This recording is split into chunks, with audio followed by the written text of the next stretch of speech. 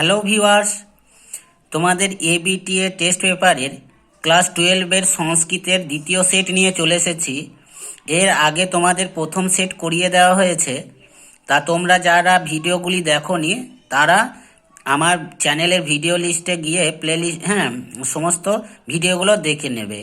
তোমাদের সংস্কৃত ও দর্শনের একটা করে সেট করিয়ে দেওয়া হয়েছে। আজকে সংস্কৃতের দ্বিতীয় সেট। তোমরা যারা নতুন ভিউয়ার্স তারা আমার চ্যানেলের সঙ্গে যুক্ত হয়ে যাও। আমার চ্যানেলটিকে সাবস্ক্রাইব করো, ফলো করো ও বন্ধুদের মধ্যে শেয়ার করো। চলো আজকে দেখে নিই। সঠিক উত্তরটি নির্বাচন করো। আর্যাবর্ত বর্ণনা মূল গ্রন্থটি কি? না চম্পু কাব্য। তোমাদের এখানে প্রিন্টিং মিস আছে, ওটা চক্ষু লেখা আছে, চক্ষু হবে না, চম্পু হবে। তারপরে দেখো পদে পদে ধনদা। ধনদা শব্দের দ্বারা কাকে বোঝানো হয়েছে? কুবেরকে। তারপরে তিনেরটা দেখো অলিপর্বার ভাইয়ের নাম কি? কশ্যপ। তারপরে চারেরটা দেখো বনগত গুহার রচয়িতাকে? শ্রীকৃষ্ণ মোদক। তারপরে পদ্যাংশ থেকে দেখো শ্রীকৃষ্ণ কাকে উপদেশ দিয়েছেন? অর্জুনকে। তারপরে দেখো কর্মযোগ ভগবদ্গীতায় কততম অধ্যায়ে আছে? অষ্টাদশ অধ্যায়ে। তারপরেরটা দেখো গঙ্গা স্তোত্রমের রচয়িতাকে? শঙ্করাচার্য। তারপরেরটা দেখো গঙ্গার অপর নাম কি? জাহ্নবী। এরপরে নাট্যাংশ থেকে দেখো কৌমুদীর পিতার নাম কি? ইন্দু শর্মা। তারপরেরটা দেখো যথাজ্ঞা পায়তী দেব। এখানে দেব বলতে এই কথাটি কে বলেছে? না প্রমোদ বলেছে। তারপরেরটা দেখো কুহু শব্দের অর্থ কি? অমাবস্যা। তারপরে দেখো রাজার বিবাহের আর কদিন বাকি আছে? 4 দিন বাকি আছে।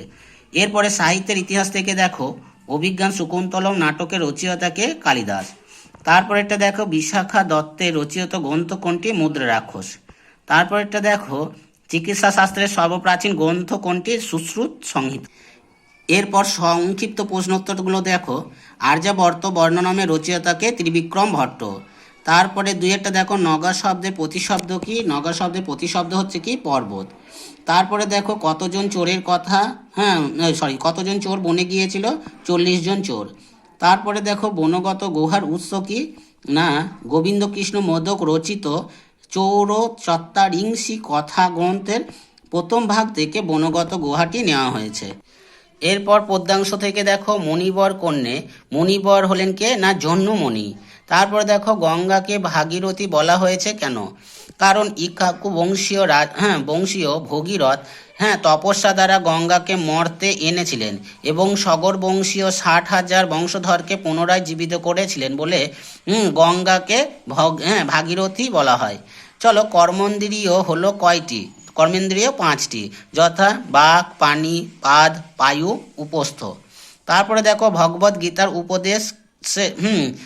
উপদেশ কে কাকে দিয়েছে? না শ্রীকৃষ্ণ অর্জুনকে দিয়েছিলেন। তারপরে নাট্যাংশ থেকে দেখো বাসন্তিক স্বপ্ননম নাটকের মূল উৎস কি? না শেক্সপিয়রের এ মিডসামার নাইটস ড্রিম থেকে নেওয়া হয়েছে। তারপরে দিয়তাং দয়াদ্র চিত্রম কে কাকে বলেছে? বিচারপ্রার্থী ইন্দু শর্মা রাজা ইন্দ্র বর্মাকে বলেছিলেন। তারপরে এটা দেখো বৈব সত্য শব্দের অর্থ কি? এটা হচ্ছে কি? যমলোক বা মৃত্যুলোক। তারপরে দেখো ইন্দু শর্মাকে? ইন্দু শর্মা হলেন তাহলে কি ইন্দু শর্মা হলেন বাসন্তিক স্বপ্ননম নাটকের একজন বিচার প্রার্থী প্রজা, যিনি রাজা ইন্দ্র বর্মার কাছে তার নিজের কন্যার কৌমুদীর বিচার চাইতে এসেছিলেন। তারপর এটা সাহিত্যের ইতিহাস থেকে দেখো স্বপ্ন বাসব দত্তম নাটকেরটি কার রচনা? এটা ভাসের লেখা। তারপরে দেখো আয়ুর্বেদের উৎস কি? চরক সংহিতা। তারপরে দেখো ওই জয়দেবের লেখা গ্রন্থটি কি? না গীত গোবিন্দ। এরপর কারকগুলো দেখে নাও। মাতা বস্ত্রং বিতরতি, এটা সম্প্রদানে চতুর্থী হবে। তারপরে দেখো পিতা পুত্রেণ সহ গচ্ছতি, এটা সহ শব্দযোগে তৃতীয়া। তারপরে এটা দেখো কবিষু কালিদাস শ্রেষ্ঠ, এটা নির্ধারণে সপ্তমী। তারপরেরটা দেখো বিবাদায় অলম, এটা অলম শব্দযোগে চতুর্থী। তারপরেরটা দেখো বালক সর্পাত বিভেতি, ভয় হেতু পঞ্চমী। এরপর ব্যাস বাক্য সহ সমাসটা দেখো দুর্ভিক্ষম ভিক্ষায়া অভাব, অবৈভাব সমাস। তারপর একটা দেখো বিনা পানি বিনা পানৌ যশাস্যা, বহুব্রীহি সমাস। তারপর একটা দেখো রাজপুত্র রাজ্ঞপুত্র রাজপুত্র, সম্বন্ধ তৎপুরুষ সমাস। এবার শব্দযুগল অর্থ পার্থক্যটা দেখো। কবরা মানে বিচিত্রা, কবরী চুলের খোপা। ভুনংতি মানে রক্ষা করে, ভুঙংতে মানে খাচ্ছে বা ভক্ষণ করে।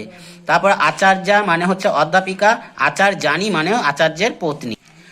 এরপর এক কথায় প্রকাশটা দেখে নাও, পুনঃ পুনঃ পশ্যতি দড়ি দৃশ্যতে। তারপরের বিয়েরটা দেখো, শিব অশ্ব দেবতা শৈব। তারপরেরটা দেখো, জ্ঞাতুম ইচ্ছতি জিজ্ঞাসতে। তারপরে দেখো ডিএরটা ব্যাকরণম অধীতে বৈয়াকরণ।